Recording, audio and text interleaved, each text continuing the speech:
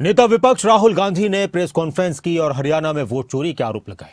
राहुल गांधी के आरोपों के बाद हरियाणा का सियासी माहौल भी और देश का सियासी माहौल भी गर्मा गया।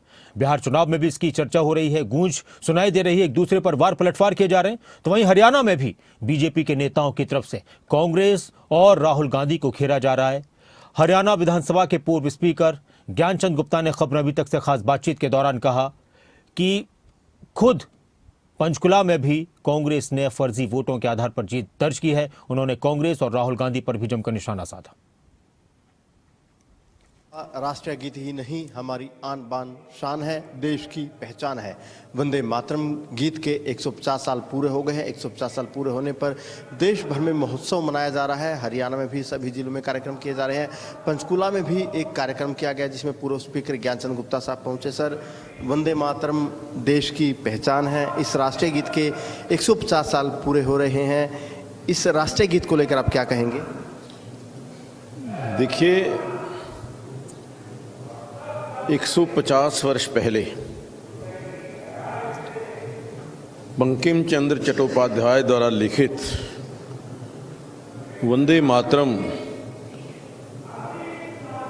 जिसने देश के लोगों को, देश की जनता को, देश के स्वतंत्रता सेनानियों को, देश की वीरांगनाओं को एक नया उद्घोष दिया, एक नई प्रेरणा दी। देश की आज़ादी में वंदे मातरम गीत का एक बड़ा रोल रहा। आपने देश की आज़ादी का जिक्र किया, आपने लोकतंत्र का भी जिक्र किया, लेकिन अब कई बार विपक्ष कह देता है कि देश का लोकतंत्र खतरे में है, लोकतंत्र पर ज़्यादा खतरा है। आखिर देश के लोकतंत्र पर क्या खतरा है? नहीं, देखिए, मैं समझता हूं कि आज पिछले 78 वर्ष से इस लोकतंत्र को मजबूत करने के लिए सभी लोगों ने, प्रमुख लोगों ने, राजनेताओं ने, राजनीतिक पार्टियों ने अपना अपना महत्वपूर्ण योगदान दिया है। लेकिन पिछले 11 वर्ष के अंदर आदरणीय नरेंद्र मोदी जी के नेतृत्व में जो लोगों की धारणा है, जो लोगों की भावना है, जो देश के प्रति समर्पण, देश के प्रति उनकी आस्था, देश सर्वोपरि है, हमारे लिए देश सर्वप्रथम है, बाकी सब चीज़ें मैं, मेरा परिवार और बाकी सब बात की बात है।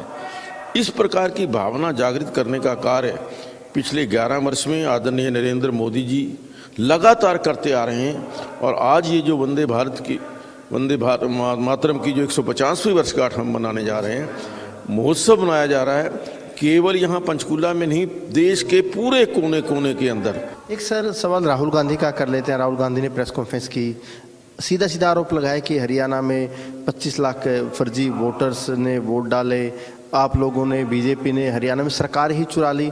राहुल गांधी के आरोपों में कितना दम मानते हैं आप? देखिए, मैं तो इससे उल्ट मानता हूँ।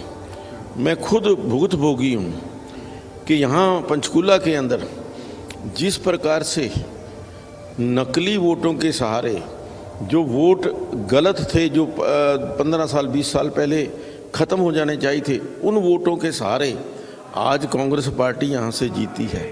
मैंने चुनाव से लगभग 3 महीने पहले इलेक्शन कमीशन को ये इन्फॉर्म किया था, ये मांग की थी कि यहाँ पर जो SIR है वो होना चाहिए, यहाँ पर वोटों की जो सूचियाँ हैं उनका परीक्षण होना चाहिए, लेकिन वो नहीं हुआ। और उसी का परिणाम हुआ कि आज उन बोगस वोटों की वजह से यहाँ के जो प्रत्याशी हैं वो जीत करके, कांग्रेस के प्रत्याशी जीत करके आए। यानी पंचकुला में वोट चोरी कांग्रेस ने की है।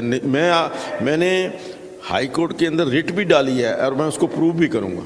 बिल्कुल। देखिए, ज्ञानचंद गुप्ता साहब है। ज्ञानचंद गुप्ता साहब का कहना है कि असली वोट चोरी तो कांग्रेस के नेताओं ने की है। पंचकुला का एग्जाम्पल ज्ञानचंद गुप्ता साहब ने दिया। वहीं जो राष्ट्रीय गीत है वंदे मातरम, कहीं ना कहीं देशभक्ति का जो एक जज्बा है वो सभी भारतीयों में जगाने का काम करता है।